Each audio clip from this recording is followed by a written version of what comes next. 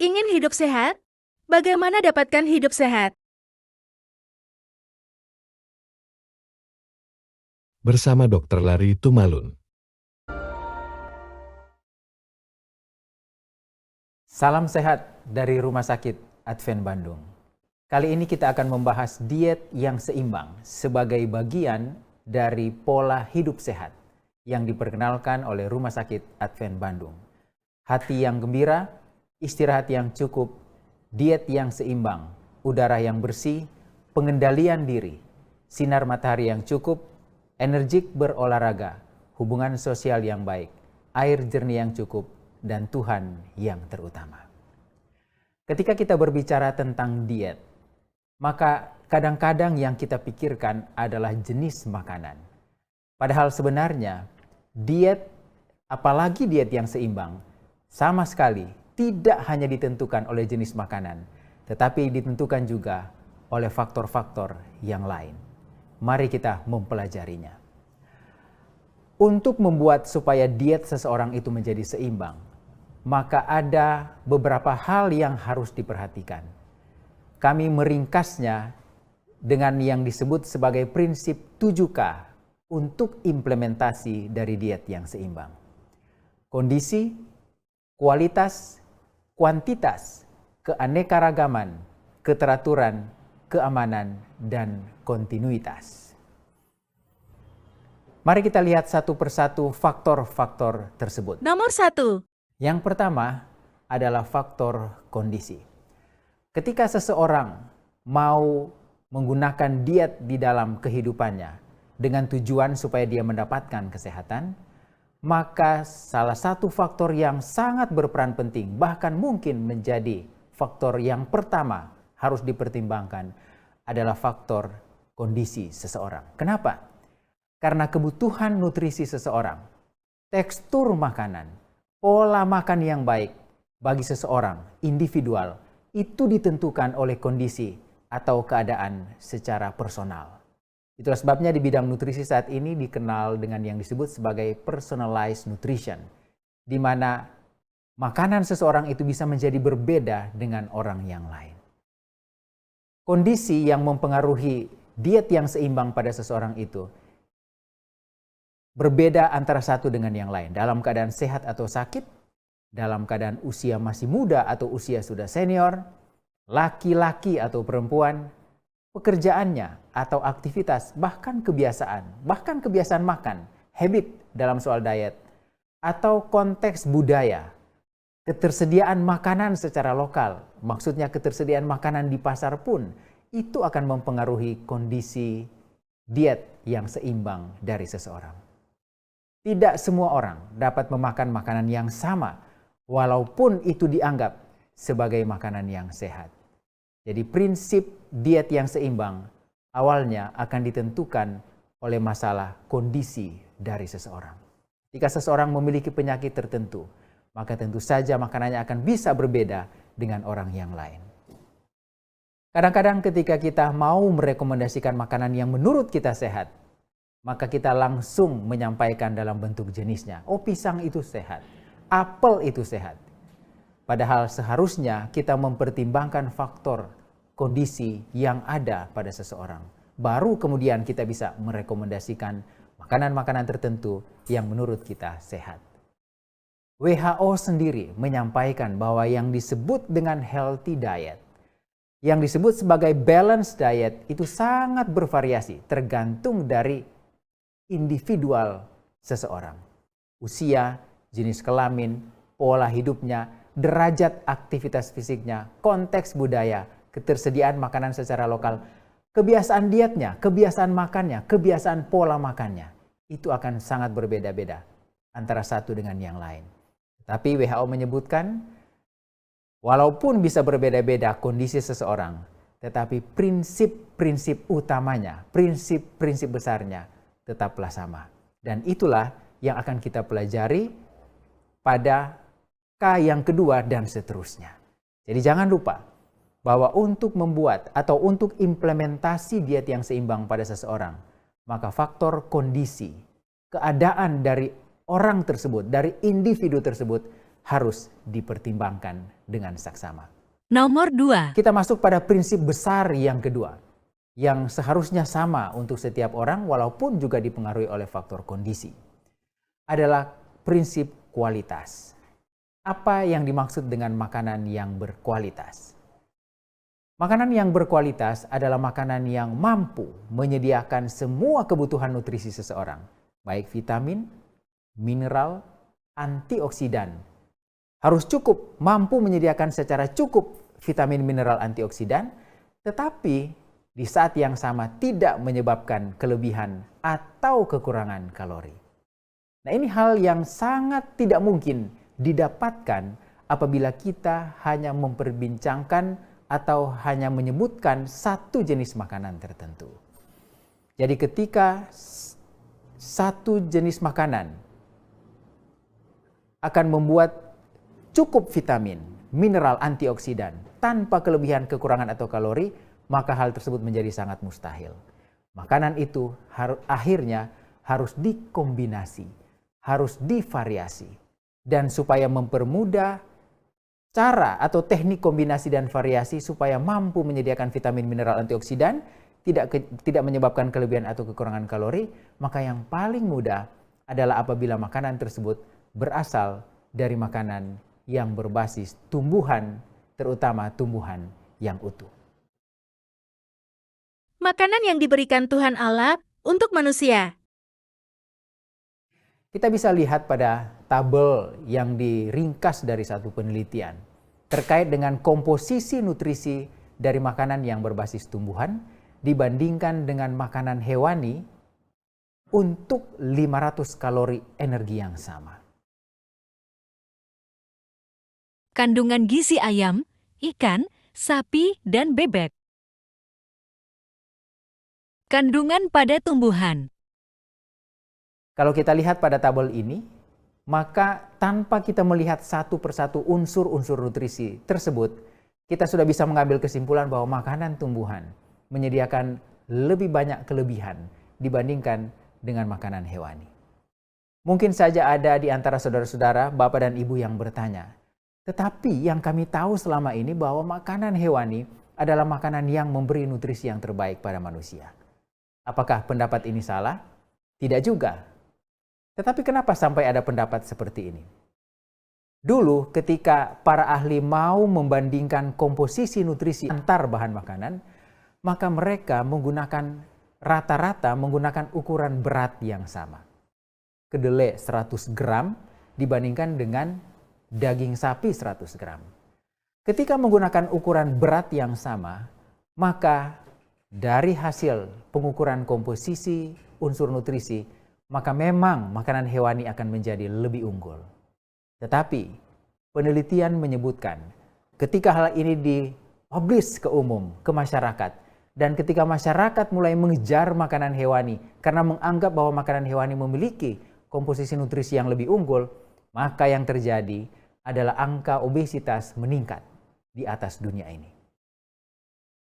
Hewani memiliki protein, tapi tidak memiliki serat. Ketika mengejar protein hewani lebih banyak, maka angka obesitas meningkat di atas dunia ini. Sehingga para ahli ini mulai berpikir bahwa mungkin salah apabila menggunakan ukuran berat yang sama untuk melihat komposisi nutrisi makanan tertentu. Dan akhirnya mereka menggunakan ukuran kalori yang sama. Karena kalori adalah ukuran kebutuhan makan seorang manusia. Bukan gram, tetapi kalori. Dan ketika makanan itu diatur kalorinya sama, 500 kalori dari tumbuhan dan 500 kalori dari hewani, maka akhirnya tabel ini kemudian muncul bahwa makanan tumbuhan lebih menyediakan unsur-unsur nutrisi yang lebih baik dan lebih banyak dan lebih mudah diatur kombinasi dan variasi supaya kualitasnya meningkat. Itulah kelebihan dari makanan-makanan yang berbasis tumbuhan, tetapi jangan lupa, makanan yang berbasis tumbuhan dalam hal ini adalah tumbuhan yang memiliki satu syarat atau satu karakteristik utama, yaitu harus tumbuhan yang utuh, bukan tumbuhan yang sudah diolah dengan cara yang sangat panjang, sehingga menyebabkan banyak sekali unsur nutrisi yang hilang. Sebagai contoh, makanan yang tidak termasuk tumbuhan utuh adalah makanan yang berasal dari tumbuhan yang diolah seperti tepung dan gula.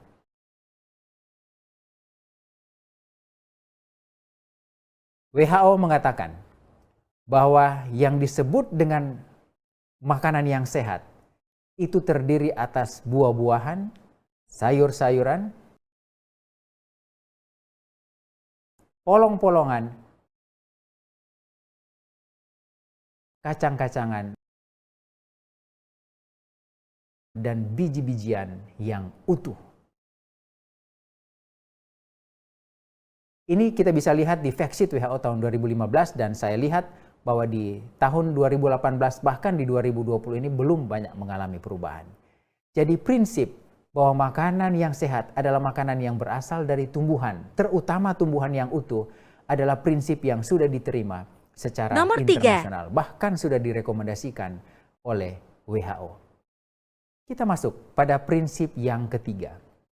Ketika faktor kondisi sudah kita perhitungkan, kemudian faktor makanan yang berkualitas tergantung dari kondisi juga sudah kita ketahui, maka prinsip yang berikut adalah prinsip kuantitas. Perlu kita ingat bahwa makanan yang sehat sekalipun, apabila digunakan dalam jumlah atau dalam kuantitas yang terlalu banyak, melebihi kebutuhan, maka akan menyebabkan masalah. Ingat bahwa prinsip dari makanan yang berkualitas adalah makanan yang mampu menyediakan semua unsur nutrisi, termasuk karbohidrat, protein, lemak, vitamin, mineral, antioksidan, dan air dalam jumlah yang cukup, bukan dalam jumlah yang berlebihan. Itulah sebabnya, pada prinsip kuantitas ini, kita belajar bahwa kita perlu untuk makan secukupnya, sesuai dengan kebutuhan, tidak lebih dan tidak kurang.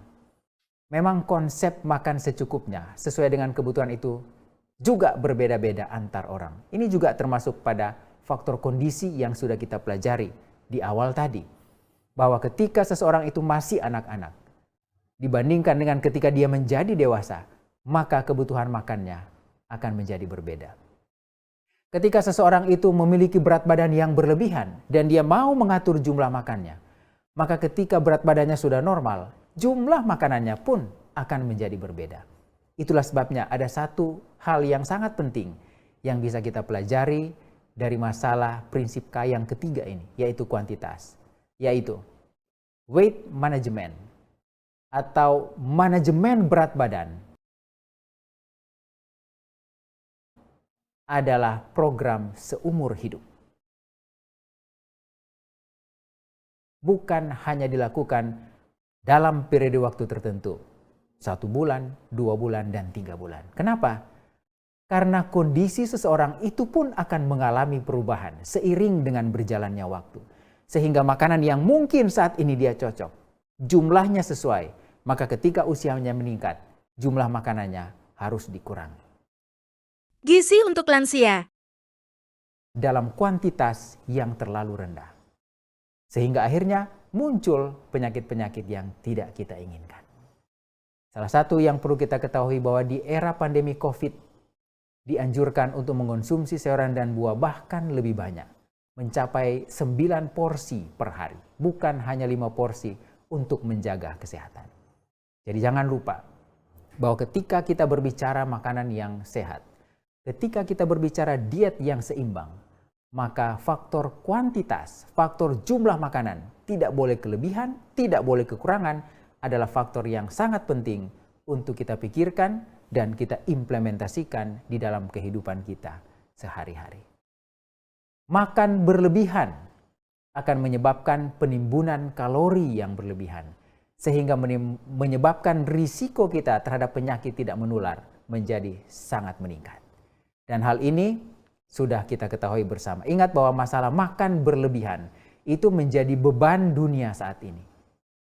Di beberapa negara bagian makanan itu serba kekurangan, kurang makan.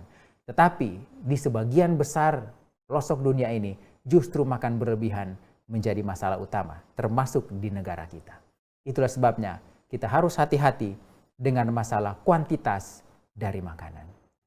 ada tips sederhana yang saya mau sampaikan bagi Bapak dan Ibu, saudara-saudara, walaupun kita berbicara kuantitas, kita berbicara kelebihan dan kekurangan, seperti yang saya sudah sampaikan tadi, tetapi saya juga mau menyampaikan tips sederhana untuk menentukan kebutuhan jumlah makan. Dalam hal ini contohnya untuk menurunkan berat badan. Yang pertama adalah kita menggunakan metode isi piringku yang sudah diangkat oleh Kementerian Kesehatan negara kita, Kementerian Kesehatan Republik Indonesia. Isi piringku ini adalah rekomendasi makan untuk orang Indonesia. Bapak dan Ibu, saudara-saudara yang ingin tahu apa sih rekomendasi makan untuk orang Indonesia, dan apabila dicari melalui website WHO, maka isi piringku ini akan muncul. Ya, jadi WHO merekomendasikan isi piringku untuk metode makanan yang sehat untuk orang Indonesia. Dan isi piringku ini sudah dicoba untuk menurunkan berat badan, untuk mengendalikan kolesterol, untuk mengendalikan gula darah, sangat efektif. Kalau kita lihat di gambar ini, maka metode makan isi piringku adalah kita menggunakan piring seperti yang biasa kita gunakan sehari-hari, dan piring kita itu kita bahagi secara imajiner dalam 3 bagian yang besar. Satu bagian kita isi dengan sumber karbohidrat bervariasi. Kita dianjurkan untuk makan bervariasi. Jangan tergantung pada nasi saja. Jangan tergantung pada jenis makanan karbohidrat saja, tetapi bervariasi. Pagi nasi, siang singkong, malam kentang. Atau hari ini nasi, besok kentang, besok terserah. Yang penting makanan harus bervariasi dan jumlahnya hanya mencakup 1/3 bagian dari piring kita. Kemudian 1/3 yang berikutnya diisi dengan kelompok sayuran bervariasi. Sayur kangkung, sayur bayam, brokoli, dan lain sebagainya. Di negara kita banyak sekali jenis sayuran, bervariasi. Kalau kita perhatikan metode isi piringku ini, maka sumber karbohidrat, makanan sumber karbohidrat dan sayuran itu 1:1. Karena sayuran itu akan membackup kekurangan-kekurangan yang mungkin saja terjadi ketika kita makan sumber karbohidrat yang bukan berasal dari makanan tumbuhan yang utuh. Sehingga kita harus ingat bahwa ketika kita makan makanan sumber karbohidrat, sayur harus sama banyak dengan makanan sumber karbohidrat yang kita makan. 1/3 berikutnya kita bahagi 2. Setengah buat buah-buahan, bervariasi juga, jangan makan buah yang sama berhari-hari. Dan setengah dari 1/3 yang sisa adalah lauk pauk. Bisa digabung antara protein hewani dan protein nabati. Walaupun sangat dianjurkan untuk kita lebih banyak mengonsumsi protein nabati karena lebih banyak memberi keuntungan. Seperti yang kita sudah pelajari di prinsip K yang kedua, prinsip kualitas. Setelah kita makan sesuai dengan metode isi piringku, maka yang berikut yang harus kita pikirkan adalah pola makan kita, jadwal makan kita. Makan 3 kali sehari. Apabila tidak ada masalah kesehatan tertentu, maka kita tidak butuh makan di antara jam makan. Jadi faktor kondisi ini akan mempengaruhi masalah kuantitas atau jumlah makanan yang dikonsumsi oleh seseorang. Ingat bahwa prinsip pengaturan makan, termasuk weight management di dalamnya, adalah perjuangan seumur hidup dan bukan hanya untuk periode waktu tertentu. Dalam prinsip kuantitas ini kita belajar bahwa kita makan karena butuh, bukan karena kesenangan. Walaupun itu makanan yang sehat. Sekali lagi, kita makan karena kebutuhan, bukan karena kesenangan. Kita makan karena ingin sehat, ingin hidup, bukan hidup untuk makan. Jadi faktor kuantitas ini sangat mempengaruhi kesehatan seseorang. Apakah dia akan menjadi lebih gemuk atau dia akan tetap terjaga berat badannya. Masalah kuantitas dari makanan ini menjadi faktor utama yang dari dulu ilmunya tidak pernah berubah. Bapak dan Ibu, saudara-saudara, perlu saya ingatkan lagi bahwa ilmu kesehatan, termasuk ilmu kedokteran, termasuk ilmu nutrisi di dalamnya, adalah ilmu yang selalu saja mengalami perubahan. Ilmu yang sifatnya dinamis, tidak statis. Tetapi ada beberapa hal yang tetap statis ya, karena ilmunya tidak berubah, yaitu berat badan seseorang baik menjadi gemuk atau menjadi kurus sangat dipengaruhi oleh jumlah makanan atau dipengaruhi oleh kalori dari makanan yang dikonsumsi oleh seseorang. Ini masih sama ilmunya sejak dulu bahkan sampai saat ini. Itulah sebabnya ketika berbicara masalah kalori, maka itu berarti kita berbicara masalah kuantitas dari makanan yang dikonsumsi. Itulah sebabnya masalah kuantitas ini menjadi hal yang sangat penting. Walaupun di tempat kita makanan-makanan sehat bergelimpangan di mana-mana, sangat banyak. Tetapi kalau kita tidak mengatur jumlahnya dengan sangat baik, maka manfaat dari makanan-makanan sehat tersebut akan hilang. Dan justru kita bisa mendapatkan masalah karena kelebihan makanan atau karena kekurangan makanan. Kadang-kadang ketika kita mengalami satu penyakit tertentu, cancer misalnya, ketika kita mengalami kanker, maka yang kita pikirkan adalah saya makan apa ya? Saya kena apa ya? Jangan lupa bahwa salah satu pemicu atau penyebab dari kanker juga adalah karena kita tidak makan sesuatu. Kita tidak makan apa. Kita mengalami kuantitas yang rendah terkait dengan makanan-makanan tertentu. Misalnya sayuran. Dari data yang ada, diketahui bahwa sudah sejak lama orang Indonesia, termasuk populasi di atas dunia ini, yang konsumsi sayurannya, sayur dan buahnya, jauh di bawah yang direkomendasikan oleh WHO. Data riset kesehatan dasar 2018 dari Kementerian Kesehatan Negara kita menyebutkan bahwa orang usia produktif yang makan sayur dan buah cukup sesuai dengan definisi WHO adalah lebih atau sama dengan 5 porsi per hari. Itu hanya 5% saja. Hanya 5% saja orang yang Contoh cukup isi makan sayur piringku. dan buah. Itu artinya Dengan makanan sederhana, 95% orang tapi Indonesia berkualitas dan mengonsumsi berkuantitas. sayuran dan buah.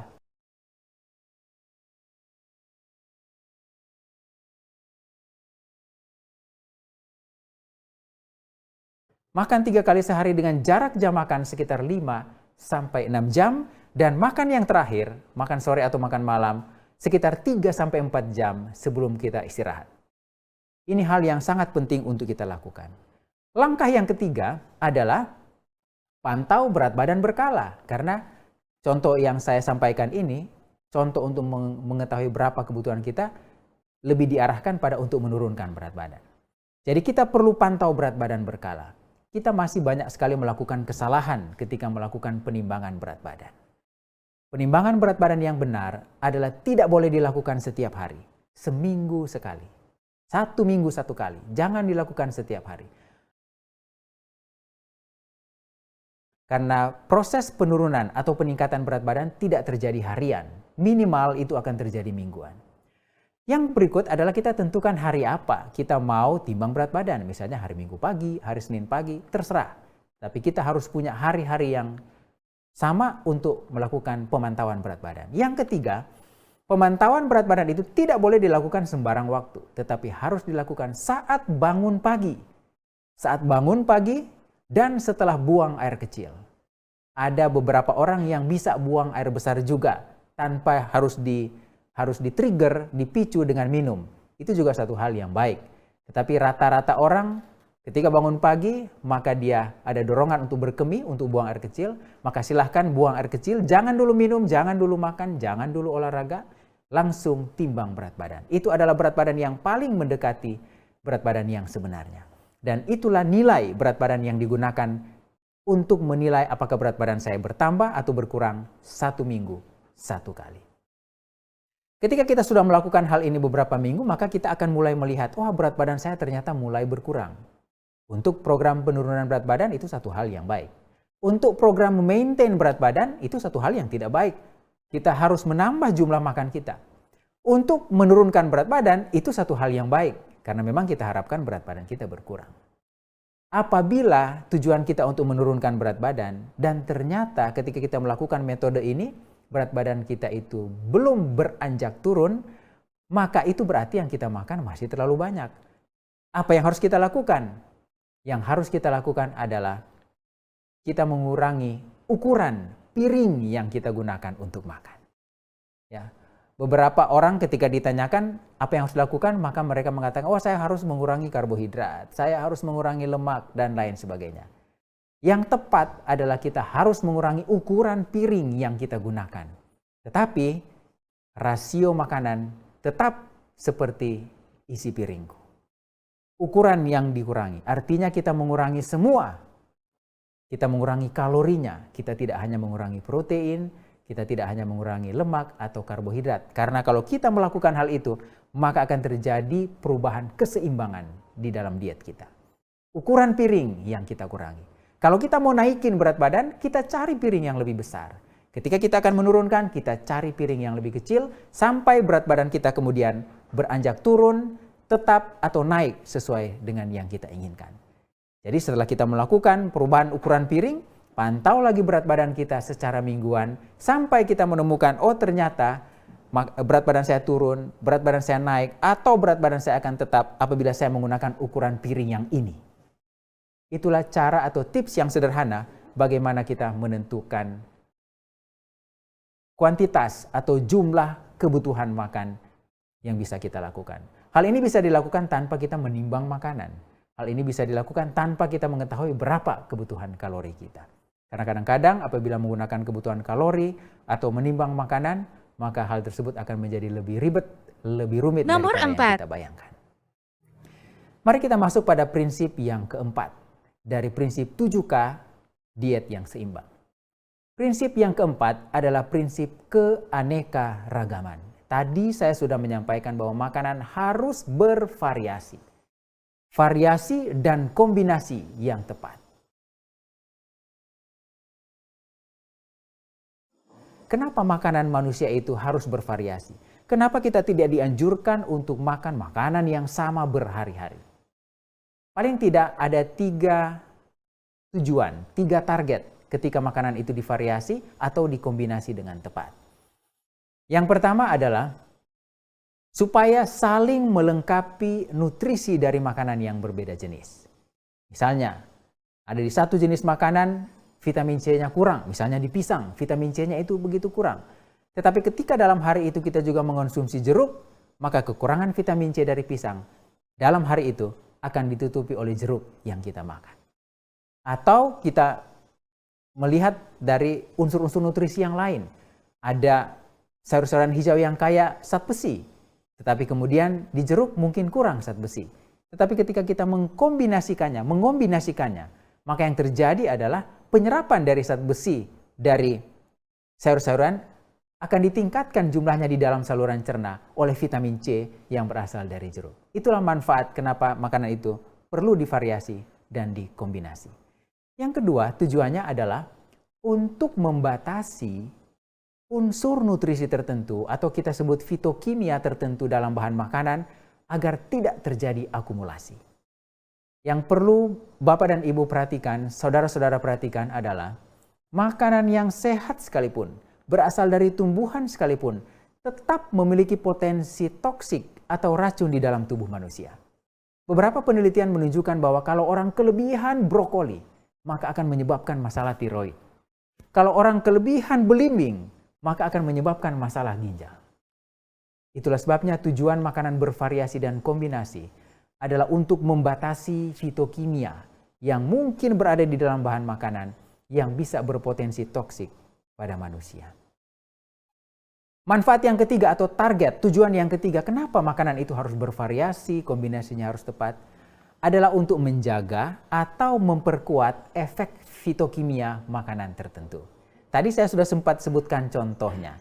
Ketika kita makan makanan yang mengandung zat besi dari tumbuhan, digabung dengan vitamin C dari buah-buahan, maka efek penyerapan zat besi akan ditingkatkan oleh vitamin C yang berasal dari buah-buahan.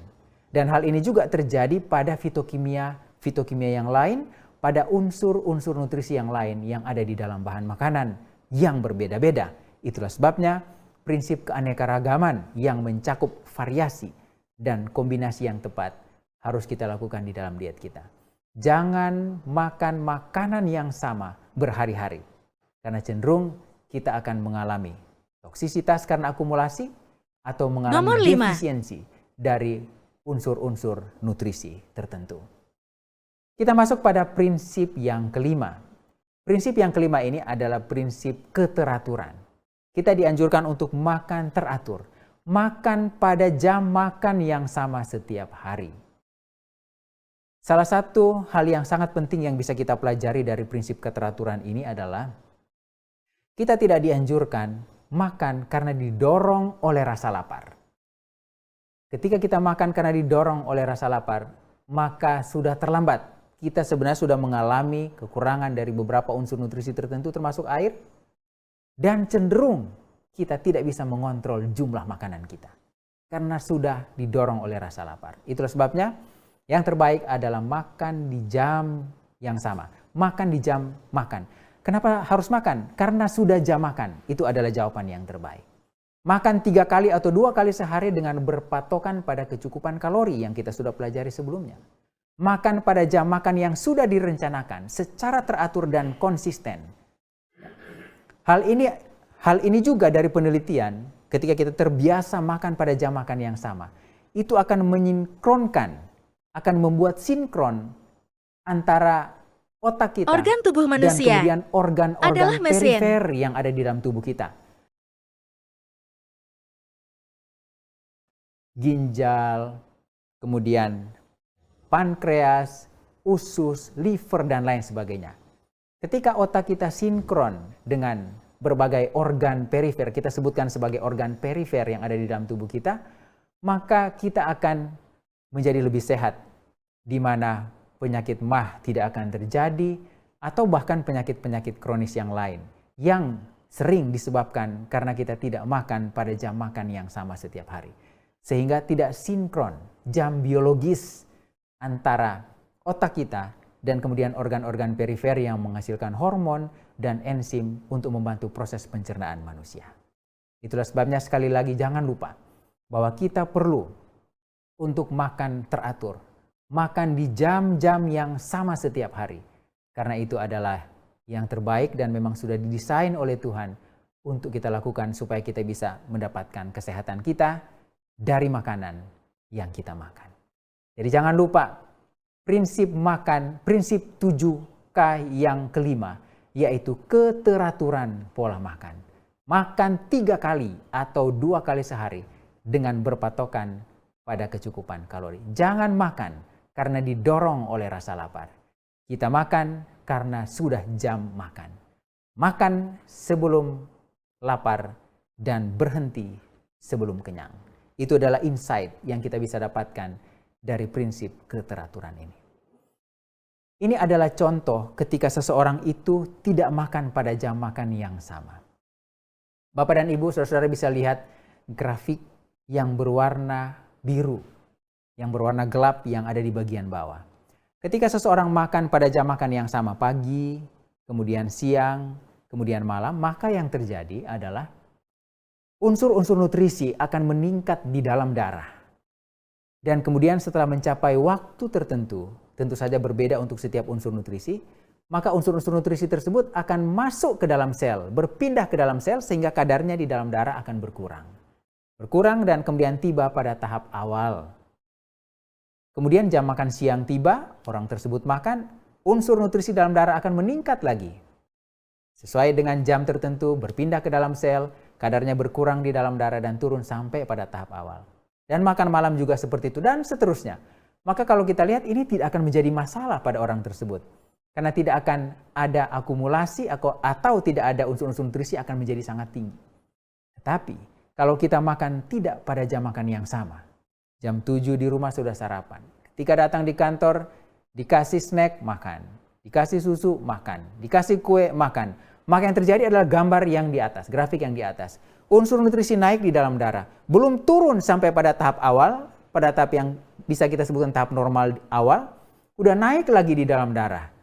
Belum turun lagi sampai tahap awal, sudah makan lagi sehingga naik lagi di dalam darah. Dan ujung-ujungnya terjadi satu kondisi yang kita kenal dengan hipertrigliseridemia atau hiperglisemia pasca makan. Ini tidak tunggu 1 bulan, 2 bulan, tetapi terjadi sesaat setelah kita selesai makan. Atau paling tidak di dalam hari itu, ketika kita makan tidak teratur.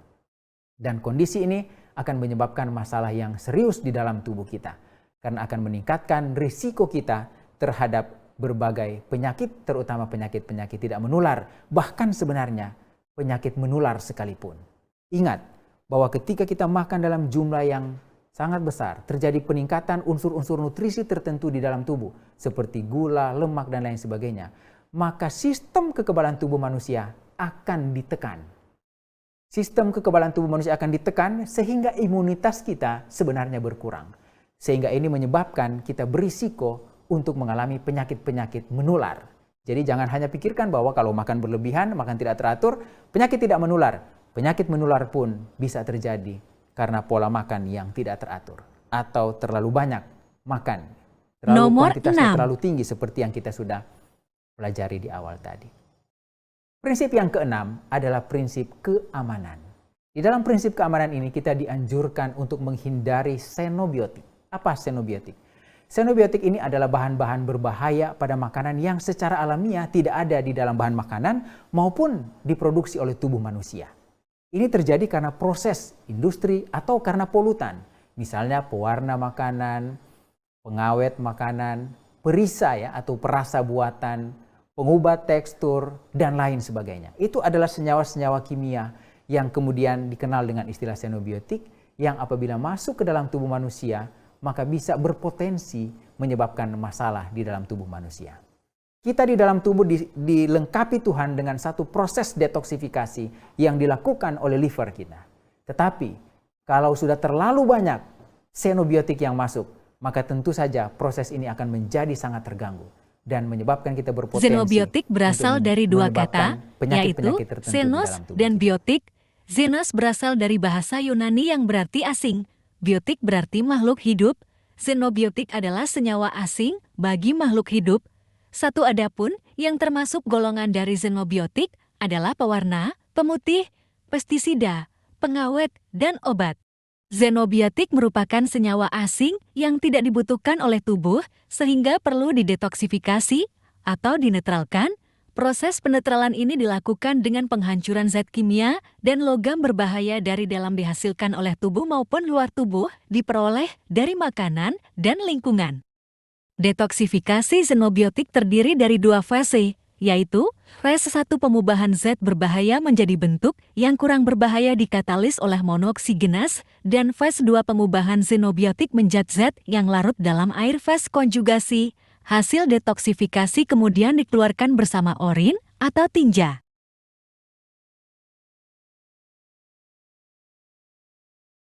Termasuk polutan.